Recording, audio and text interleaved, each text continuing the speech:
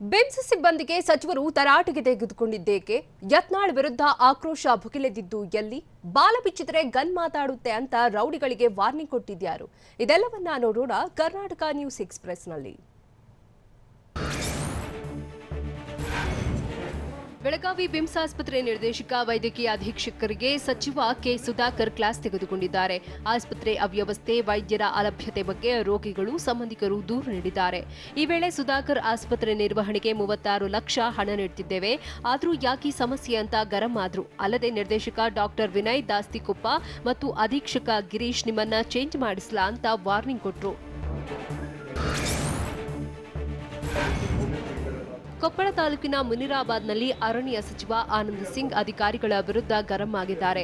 ತುಂಗಭದ್ರಾ ಕಾಡಾ ಕಚೇರಿಯಲ್ಲಿ ಸಭೆ ಆಯೋಜಿಸಲಾಗಿತ್ತು. ಈ ವೇಳೆ ಸಭೆಗೆ ಬರ್ತಿದ್ದಂತೆ ಆನಂದ್ ಸಿಂಗ್ ಭದ್ರತೆ ಕಂಡು ಆಕ್ರೋಶಗೊಂಡಿದ್ದಾರೆ. ಇಷ್ಟೊಂದು ಭದ್ರತೆ ಅಗತ್ಯವೇನಿತ್ತು ಅಂತ ಬ್ಯಾರಿಕೇಡ್ ತೆಗೆಸಿದ್ದಾರೆ.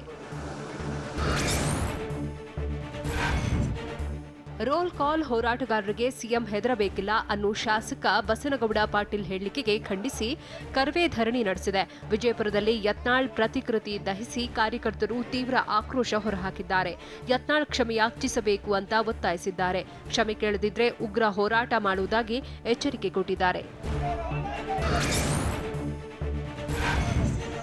ಬಾಗಲಕೋಟೆಯಲ್ಲೂ ಶಾಸಕ ಬಸನಗೌಡ ಪಾಟೀಲ್ ಯತ್ನಾಳ್ ವಿರುದ್ಧ ಕರವೇ ಆಕ್ರೋಶ ಹೊರಹಾಕಿದೆ. ಜಿಲ್ಲಾಡಳಿತ ಭವನದ ಮುಂದಿನ ವೃತ್ತದಲ್ಲಿ ಜಮಾಯಿಸಿದ ಕಾರ್ಯಕರ್ತರು ಯತ್ನಾಳ್ ಹೇಳಿಕೆಯನ್ನ ಖಂಡಿಸಿದ್ರು. ಪ್ರತಿಕೃತಿ ದಹಿಸಿ ಶಾಸಕ ಸ್ಥಾನ ಮತ್ತು ಬಿಜೆಪಿ ಪಕ್ಷದಿಂದ ಉಚ್ಚಾಟಿಸುವಂತೆ ಆಗ್ರಹಿಸಿದ್ರು.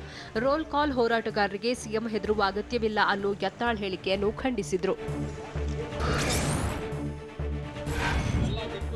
ಬೆಂಗಳೂರು ನಗರ ಜಿಲ್ಲೆ ಆನೇಕಲ್ ಠಾಣೆಯಲ್ಲಿ 50ಕ್ಕೂ ಹೆಚ್ಚು ರೌಡಿಗಳಿಗೆ ಪರೇಡ್ ಮಾಡಲಾಗಿದೆ. ಈ ವೇಳೆ ರೌಡಿಗಳಿಗೆ ಡಿವೈಎಸ್ಪಿ ಮಹದೇವಪ್ಪ ಖಡಕ್ ವಾರ್ನಿಂಗ್ ಕೊಟ್ಟಿದ್ದಾರೆ. ರೌಡಿಸಂ ಬಿಟ್ಟು ಬಾಲ ಮುದ್ರಿಕೊಂಡು ಮನೆಯಲ್ಲಿ ಸೈಲೆಂಟ್ ಆಗಿರಬೇಕು, ಬಾಲ ಬಿಚ್ಚಿದ್ರೆ ನಮ್ಮ ಗನ್ ಕೆಲಸ ಮಾಡುತ್ತೆ ಅಂತ ಎಚ್ಚರಿಕೆ ಕೊಟ್ಟಿದ್ದಾರೆ. ವಿಜಯಪುರ ಜಿಲ್ಲೆ ಸಿಂದಗಿ ತಾಲೂಕಿನ ಕಲಕೇರಿಯಲ್ಲಿ 3 ಮೇಲೆ 12ಕ್ಕೂ ಹೆಚ್ಚು ಯುವಕರು ದಾಳಿ ನಡೆಸಿ ಥಳಿಸಿದ್ದಾರೆ. ಟ್ರ್ಯಾಕ್ಟರ್ನಲ್ಲಿ ಹಾಡಿನ ಶಬ್ದ ಕಡಿಮೆ ಮಾಡಿ ಎಂದಿದ್ದಕ್ಕೆ ಬಾಷಾ ಸಾಬ್ ಮೊಹಮ್ಮದ್ ಶರೀಫ್ ಮೇಲೆ ಯುವಕರು ಹಲ್ಲೆಗೈದಿದ್ದಾರೆ. ಆದರೆ ಪೊಲೀಸರು ಕೇಸ್ ದಾಖಲಿಸದೆ ನಿರ್ಲಕ್ಷ್ಯ ತೋರಿದ್ದಾರೆ ಅಂತ ಹೇಳಲಾಗಿದೆ.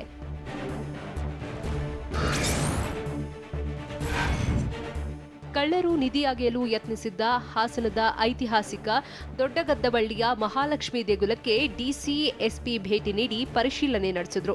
ದೇಗುಲದ ಬಗ್ಗೆ ನಿರ್ಲಕ್ಷ್ಯ ತೋರಿದ ಪುರಾತತ್ವ ಇಲಾಖೆ ಸಿಬ್ಬಂದಿ ವಿರುದ್ಧ ಡಿಸಿ ಅಸಮಾಧಾನ ವ್ಯಕ್ತಪಡಿಸಿದ್ರು.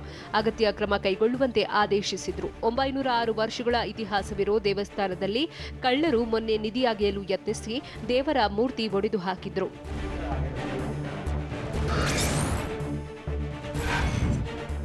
ಧಾರವಾಡದ ಬಾರಾಕೊಟ್ರಿಯಲ್ಲಿರೋ ಮಾಜಿ ಸಚಿವ ವಿನಯ್ ಕುಲಕರ್ಣಿ ಮನೆಗೆ ಎಂಎಲ್ಸಿ ಬಸವರಾಜ ಹೊರಟ್ಟಿ ಭೇಟಿ ನೀಡಿದ್ರು. ವಿನಯ್ ಕುಲಕರ್ಣಿ ನ್ಯಾಯಾಂಗ ಬಂಧನದಲ್ಲಿದ್ದು ಕುಟುಂಬ ಸದಸ್ಯರಿಗೆ ಹೊರಟ್ಟಿ ಸಾಂತ್ವನ ಹೇಳಿದ್ರು. ಧಾರವಾಡ ಜಿಲ್ಲಾ ಪಂಚಾಯಿತಿ ಸದಸ್ಯ ಯೋಗೇಶ್ ಗೌಡ ಹತ್ಯೆ ಕೇಸ್ನಲ್ಲಿ ಸದ್ಯ ವಿನಯ್ ಜೈಲು ಕಂಬಿ ಎಣಿಸುತ್ತಿದ್ದಾರೆ.